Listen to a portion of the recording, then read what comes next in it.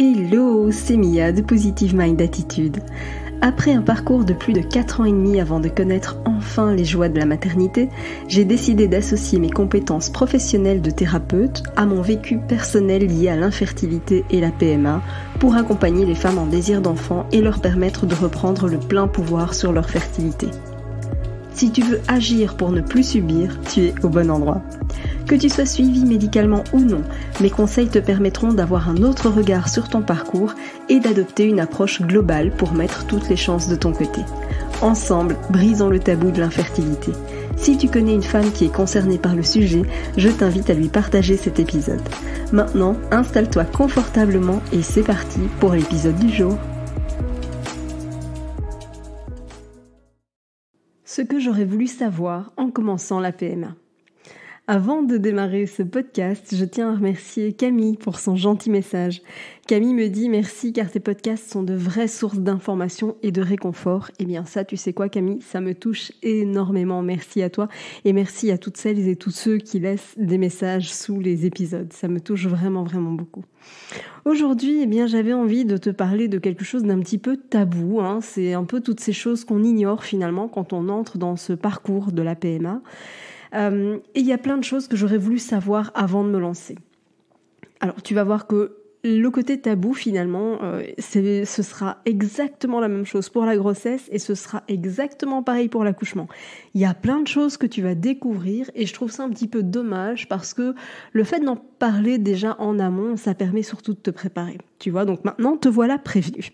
Alors, avec le recul, c'est vrai que, moi, il y a énormément de choses que j'aurais voulu connaître avant de me lancer tête baissée, parce que ça m'aurait quand même évité de me prendre quelques murs au passage, et c'est justement pour t'éviter ça que je vais t'en parler dans cet épisode. Donc, ce que je te propose de voir ensemble, de voir avec toi, c'est de te donner une liste qui n'est pas exhaustive, bien sûr, loin de là, des choses que j'aurais bien voulu qu'on me dise avant que je n'entame un parcours de PMA. Alors, la toute première chose, j'en ai parlé dans l'épisode numéro 17, c'est en réalité qu'il y a d'énormes effets secondaires qu'on sous-estime totalement. Tu vois, les effets secondaires, c'est évidemment en termes physique parce qu'on stimule tes hormones et que ce n'est pas sans conséquences. Ça a des conséquences tant physiques qu'émotionnelles. Parce que oui, les traitements, les stimulations hormonales, ça va évidemment avoir des répercussions au niveau de tes hormones. Et donc, tu peux avoir une modification physique. Donc, ça peut être des gonflements au niveau du ventre, ça peut être une prise de poids pour certaines. Mais ça peut être aussi au niveau émotionnel. Tu vas avoir, tu vas passer plus facilement du rire aux larmes en un claquement de doigts et tu comprendras pas pourquoi. Il y a plein de choses qui vont te mettre en colère, des choses qui vont te faire pleurer, alors que ça n'aurait absolument pas été le cas en temps normal. Donc déjà, rien que ça, c'est des petits effets secondaires, j'ai envie de dire, anodins, et en même temps, ça a de lourdes répercussions sur le quotidien. Donc les effets secondaires, j'aurais bien voulu les connaître avant d'y rentrer, et si tu veux en avoir plus, parce que évidemment il y en a beaucoup, je t'invite à écouter l'épisode numéro 17. La deuxième chose que j'aurais voulu connaître, c'est en réalité que quand tu rentres dans ce parcours et que tu commences toute la série de rendez-vous, d'examens, etc. pour tout ce qui est bilan de fertilité, en réalité, ça, c'est vraiment juste une introduction. C'est vraiment juste le tout début du parcours. Et en réalité, le plus dur est à venir, et tant physiquement que psychologiquement. Et c'est vrai que quand on démarre, les examens nous paraissent longs, ça nous paraît compliqué, ça nous paraît difficile. Et du coup, on s'imagine qu'après, ce sera plus simple. Et malheureusement, la réalité, c'est que non, c'est pas plus simple après. Et du coup, ce qui se passe, et c'est pour ça que je tiens à t'en parler maintenant, c'est que souvent, quand on démarre, on est en fait dans un mode un peu de sprint, tu vois. On donne tout de façon intense dès le démarrage. On enchaîne tous les rendez-vous, tous les examens, et on le fait vraiment coup sur coup, et on se dit comme ça, c'est fait. Et on y va vraiment, j'ai presque envie de dire, à ne faire plus que ça dans un premier temps. Mais en fait, en réalité, la PMA, c'est surtout pas un sprint. La PMA, c'est un marathon. Et il vaut parfois mieux prendre un peu plus de temps, mais pour pouvoir tenir dans la durée, que de vouloir tout faire, tout donner tout de suite à fond au démarrage et finalement de se retrouver totalement épuisé par ce parcours. Donc vraiment, J'insiste là-dessus, tout ce qui est démarrage, examen, etc., c'est vraiment, vraiment le début du parcours. Donc que ça ne te décourage pas, bien sûr, mais simplement le fait de le savoir, ça te permet évidemment de te préparer et de garder en tête que tu dois surtout travailler ton endurance, te dire que c'est un parcours qui se fait dans la durée et pas en un claquement de doigts, ça va pas se régler en 2 mois ou en 1 semaine, d'accord ? Donc l'idée c'est, ok, on prend son temps, on fait les choses à son rythme aussi, on respecte son rythme, mais on garde en tête que c'est bien un marathon et pas un sprint. Ce que j'aurais aimé aussi qu'on me dise, c'est que en réalité, le couple va trinquer, mais alors bien plus qu'on ne le croit. Pourquoi ? Parce que je ne sais pas où tu en es dans ton parcours, et je ne sais pas si tu as dû, par exemple, passer cet examen, mais moi je me souviens d'un examen qu'on a dû passer, qui s'appelle le test de 1 heure, ou alors le test post-coïtal. Comment ça se passe ? C'est qu'en fait, c'est un test pour observer finalement la mobilité, la survie des spermatozoïdes dans la glaire cervicale. Mais ça veut dire que pour ça, évidemment, comme le nom l'indique, test post-coïtal, eh bien, c'est que tu dois avoir un rapport programmé. Et donc, ça veut dire que le gynéco te dit à telle heure, tel jour, telle heure, eh bien, il y a un câlin qui doit se faire. Et dans les X, en général, c'est dans l'heure, dans les X minutes, dans l'heure, eh bien, vous venez à la clinique et on va observer comment ça se passe à l'intérieur, comment se passe le déplacement des spermatozoïdes dans la glaire cervicale. Donc ça veut dire évidemment qu'il n'y a pas de douche, c'est interdiction de prendre une douche après le rapport, etc. Et déjà, avoir une injonction par rapport au rapport, c'est hyper intrusif dans sa vie de couple, mais aussi, je trouve, en termes d'intimité, aller chez ton gynéco après un rapport sans avoir pu prendre de douche, etc. C'est quelque chose que moi j'ai assez mal vécu, j'avoue. Alors je sais pas toi, si tu as fait l'examen ou pas et comment tu l'as vécu, mais je t'avoue que pour moi c'était quelque chose d'assez compliqué. Et clairement que tu fasses ou non cet examen, il y a toujours cette dimension projet bébé qui prend toute la place au sein de ton couple. Et si je prends rien que la dimension sexuelle, le sexe a totalement changé d'objectif. On n'a plus de sexe par plaisir, mais on fait du sexe dans un but de procréation. Il y a véritablement un but qui est là derrière, il y a un objectif, et ça met une pression de dingue. Et paradoxalement, alors qu'on est en essai bébé et qu'on devrait avoir plus de rapports, on en a de moins en moins parce que le plaisir disparaît totalement. Et donc c'est vrai que le couple va trinquer bien plus qu'on ne le pense de prime abord. Et y être préparé, ça te permet de vivre les choses un peu autrement et de savoir en tout cas que c'est normal et que non, ton couple n'est pas à la dérive pour autant. C'est juste, j'ai presque envie de dire malheureusement, un passage un peu à vide, un passage presque obligé. Alors on n'est pas obligé de le vivre comme ça, mais le simple fait de le savoir, ça permet justement d'anticiper et de vivre les choses un peu autrement. Ce que j'aurais aussi voulu savoir dès le départ, avant même de rentrer en PMA, c'est qu'en réalité, les taux de réussite sont véritablement très faibles.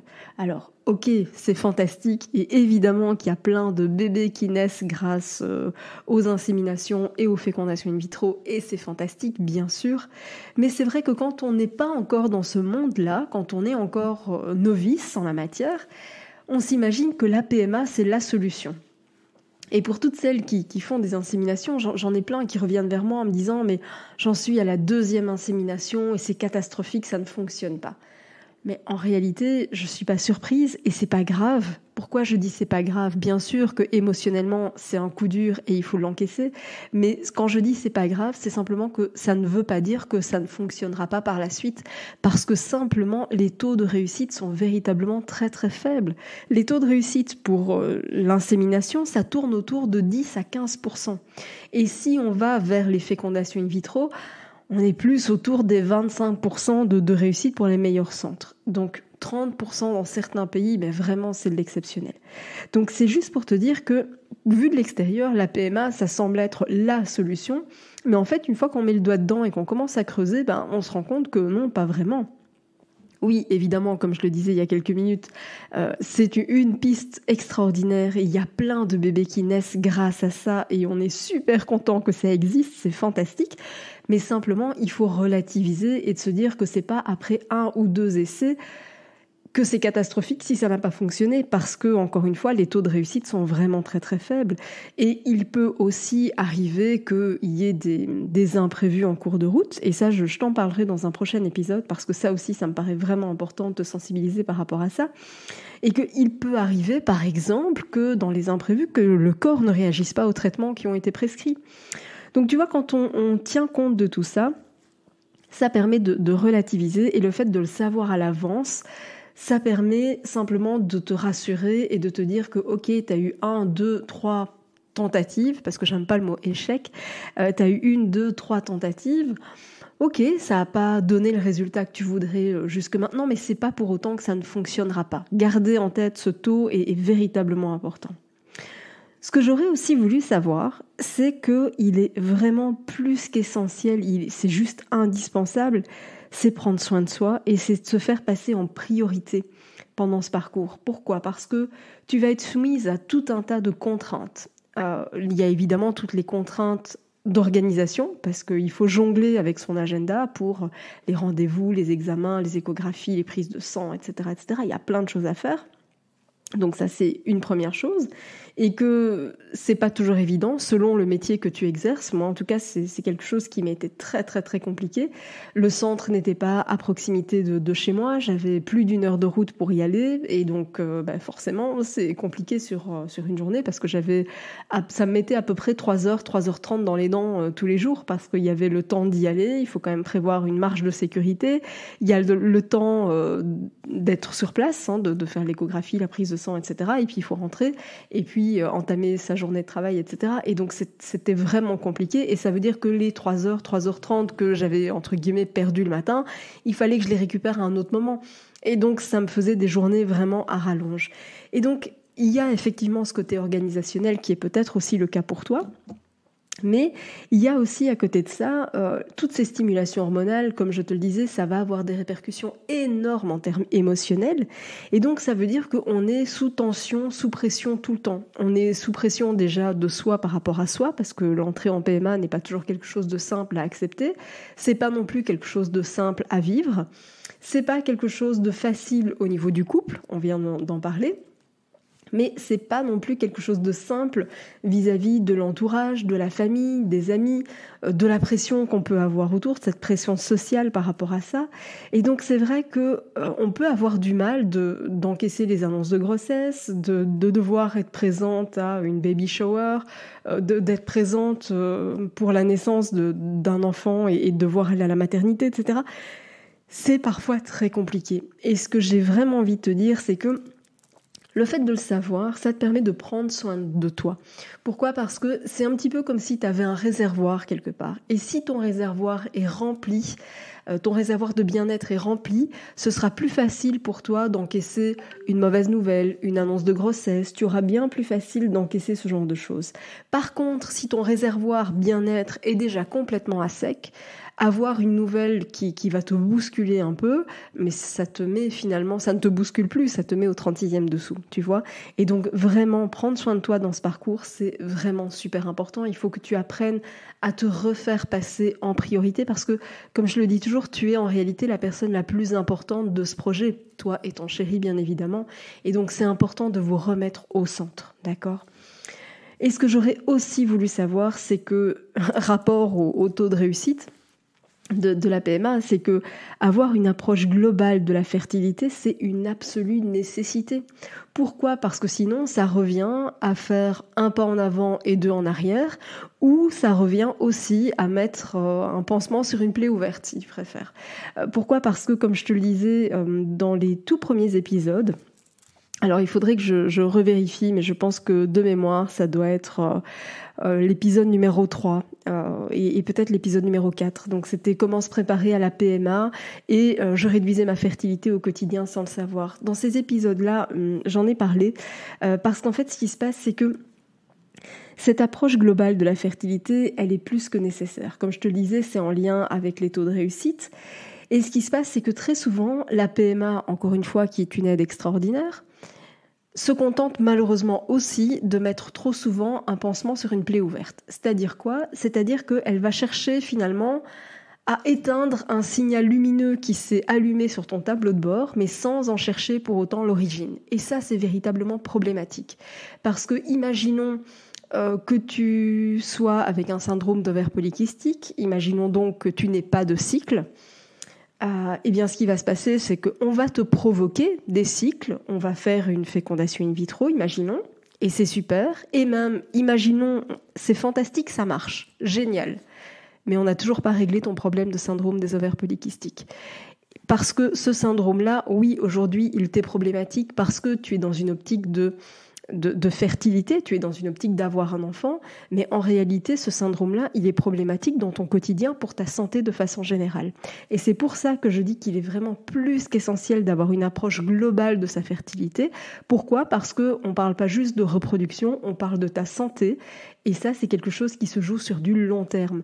Je t'ai déjà aussi parlé du rôle des folates, et en réalité, oui, on s'y intéresse parce que on est encore une fois dans une optique de reproduction, mais en réalité, les folates, ils ont un rôle crucial sur ta santé de façon générale et tu vas t'en rendre compte de plus en plus en vieillissant avec les années qui passent et il ne faut pas attendre d'avoir 80 balais pour s'en rendre compte.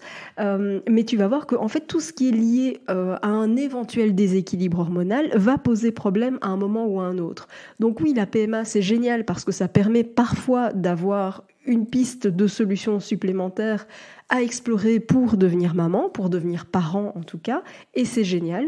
Mais à côté de ça, il ne faut pas oublier que finalement ce déséquilibre hormonal, c'est un message envoyé par ton corps pour te dire « Eh oh, il y a un truc qui va pas et il faut le régler ».